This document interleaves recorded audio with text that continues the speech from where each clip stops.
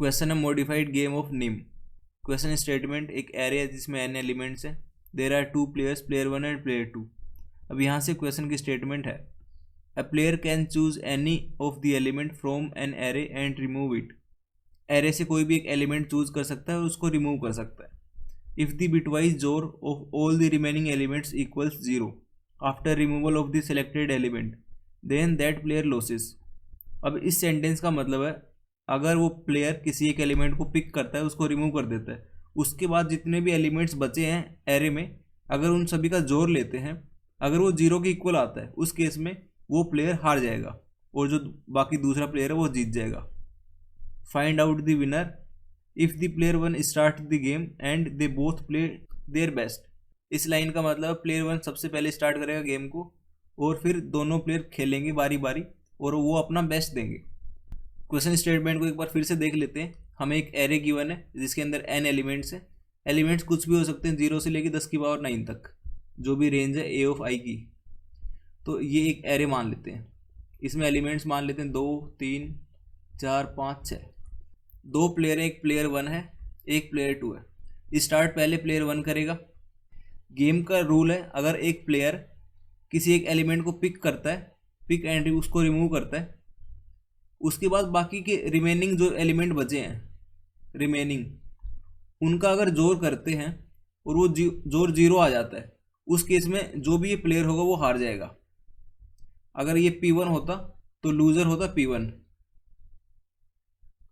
Loser P1 को बोलते, तो विनर हो जाता P2। तो उस केस में जो भी विनर होगा उसको रिटर्न करना पड़ता। तो ये है क्वेश्चन की स्टेटमेंट। अब इसको अप्रोच कैसे करेंगे वो देख लेते हैं। इसकी अप्रोच को हम कुछ पार्ट्स में समझेंगे। अगर पार्ट 1 पार्ट 2 करके समझेंगे तो ये काफ़ी ज़्यादा इजी हो जाएगा अप्रोच। तो केस वन लेंगे।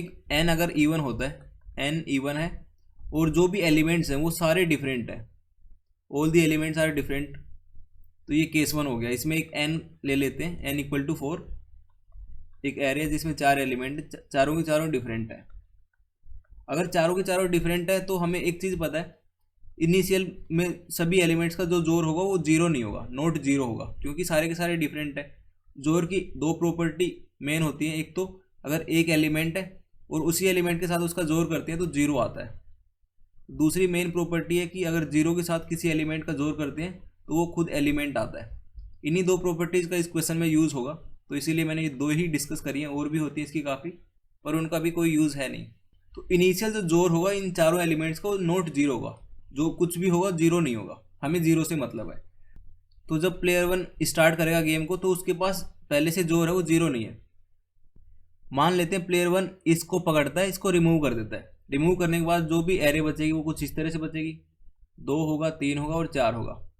अब P2 आएगा इसके बाद। जब P2 कोई एक एलिमेंट को रिमूव करेगा, मान लेते हैं शुरुआत से रिमूव कर रहे हैं ये, तो उसके बाद 3 4 बचेगी। अभी भी इसका जोर 0 नहीं है। फिर से P1 आएगा, वो 3 को रिमूव कर देगा, सिर्फ अकेला 4 बचेगा। अब P2 फिर से आएगा। अब P2 के पास कोई चांस नहीं है, एक ही एलिमेंट है, इसके पास और कोई चारा नहीं है। तो ये जब रिमूव करेगा तो एम्प्टी एरे होगी। अब जो एम्प्टी एरे है इसका जोर करेंगे तो कोई एलिमेंट ही नहीं है, मतलब P1 के पास कोई मूव बचा नहीं है। इस केस में P2 को हम लूजर डिक्लेयर कर देंगे और रिटर्न कर देंगे P1 को। तो यहाँ से अगर हमारे पास n इवन होता है और जितने भी एलिमेंट्स होते हैं वो सारे डिफरेंट होते हैं, उस केस में हम बोल सकते हैं कि हमेशा P2 ही लूजर होगा, क्योंकि P1 स्टार्ट करेगा गेम को और P2 फिनिश करेगा। P2 फिनिश करने के बाद P1 के पास कोई मूव बचेगा नहीं, तो P2 लूजर हो गया। तो यहाँ से हम बोल सकते हैं रिटर्न करना होगा 1 को, रिटर्न 1। तो जब जब n इवन होगा और सारे के सारे एलिमेंट डिफरेंट होंगे, केस 1, इस केस में हमेशा 1 को रिटर्न करना होगा। अब केस 2 की बात करते हैं। इस केस में n को इवन रखना है और जो एलिमेंट्स हैं वो सारे के सारे डिफरेंट नहीं है, उनमें से कुछ कुछ सेम भी हो सकते हैं। जब सेम बनेगा, जैसे कि मान लेते हैं एक एरे ले लेते हैं। एरे कुछ इस तरह से जिसमें 1 है, 2 है, 3 है, फिर 2 है, फिर 3 है, फिर 4 है और 5 है। तो यहाँ पर टोटल हो गए 2 4 6 5, 1 6 और मान लेते हैं अब 8, मतलब इसकी लेंथ होगी 8, n इक्वल टू 8। और यहाँ पर एलिमेंट सेम भी है, जैसे 2 और 2 का एक पेयर बन रहा है और 3 का एक और पेयर बन रहा है। तो इस केस में क्या होगा, अगर जो पेयर है एक तो 2 का है पेयर और एक 3 का पेयर है, इनको अगर हटा दें तो बाकी जो एरे बची वो कुछ इस तरह से बचेगी, 1 आएगा और 4 आएगा, 5 आएगा और 6 आएगा। और ये क्या है, ये है इवन। अगर ये इवन है तो इसमें हमेशा जो लूजर होगा वो 2 होगा। हमें इसका पता चल गया, इसमें लूजर 2 है। अब जो ये बची है इनमें फाइंड करना है कि लूजर कौन होगा। इसमें 2 और 2 का पेयर है और 3 का पेयर है। तो अगर इन पेयर्स को इंडिविजुअली देखें इस तरह से कि एक 2,2 की एक एरे है, स्टार्टिंग P1 करेगा, P1 जब रिमूव करने के बाद एक एलिमेंट सिर्फ 2 बचेगा। अब जब P2 रिमूव करेगा तो कुछ बचेगा ही नहीं, तो मतलब P1 के पास कुछ मूव नहीं बची। तो अगर पेयर हो या ना हो, हमेशा यहाँ से P2 ही हार रहा है। जब P2 हार रहा है इस केस में भी और पहले केस में भी, तो यहाँ से हम डायरेक्टली बोल सकते हैं अगर n हमारा इवन होता है उस केस में हमेशा P2 लूजर रहेगा और P1 हमेशा विनर रहेगा, और जो विनर वाला है उसको हमें रिटर्न करना है। तो इस केस में रिटर्न करना पड़ेगा P1 को अगर n इवन है। तो इसको हम साथ साथ लिख लेते हैं। तो यहाँ पर इफ जो n है, n मोडुलो 2 अगर 0 है मतलब इवन है n, उस केस में हमेशा विनर रहेगा वो 1 रहेगा, P1 प्लेयर 1 के लिए रिटर्न करना पड़ेगा 1 को। अब आगे का देखते हैं, अगर ओड होता है उस केस में क्या आएगा। तो यहाँ से केस 3 में मानेंगे जो एलिमेंट्स है, जो n है वो ओड है और एलिमेंट्स हैं वो सारे के सारे डिफरेंट हैं। इस केस में एक एरे मान लेते हैं, 1 2 3 4 5, इतने इनफ है। यहाँ पर जो एरे की लेंथ है n वो ओड है। ओड को हम इवन प्लस 1 लिख सकते हैं। इवन का अभी हमने देखा है, इवन में हमेशा P1 विनर रहेगा। और जो ये एक्स्ट्रा 1 है इसके लिए अब कंडीशन लगेंगी। जो प्रीवियस के 2 केसेस थे उनमें हमने एक चीज़ देखी, n अगर इवन है चाहे एलिमेंट रिपीट हो रहे या फिर नहीं हो रहे हो, उस केस में हमेशा ही P1 जीतेगा, प्लेयर 1 जीतेगा।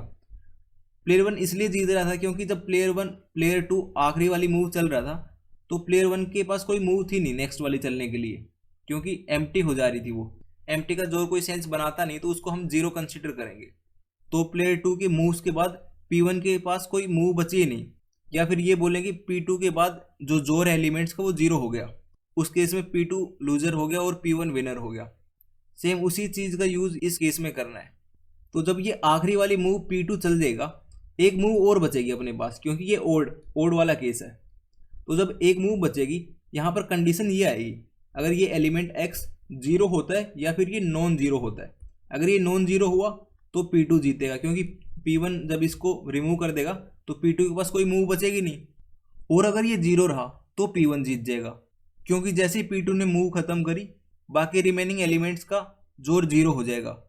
और यहाँ पर फर्दर केसेस बन नहीं सकते, क्योंकि इवन का हमने डिस्कस कर लिया और जो एक्स्ट्रा एक एलिमेंट बच रहा है उसमें 2 कंडीशन आएंगी। अगर जो एक्स्ट्रा एलिमेंट बच रहा है वो 0 हुआ, उस केस में विनर रहेगा P1। अगर वो नॉन 0 रहा, नॉट इक्वल टू 0, उस केस में विनर रहेगा P2। अब इसका कोड कर लेते हैं। यहाँ से एक इंट वेरिएबल ले लेते हैं, एक लूप लगाएंगे for int x in array value equal to value XOR x। अब यहाँ पर कंडीशन लगाएंगे, इफ x अगर 0 होता है उस केस में रिटर्न करना होगा 1 को, एल्स रिटर्न करना होगा 2 को।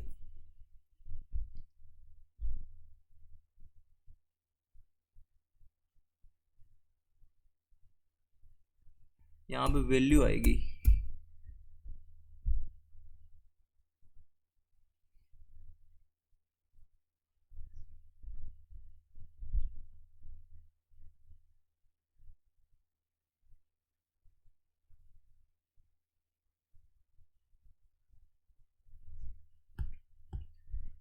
ओके। तो ये आज का POTD problem of the day. I hope समझ आ गया होगा। अगर फिर भी कुछ डाउट रहती है तो आप कमेंट सेक्शन में पूछ सकते हो।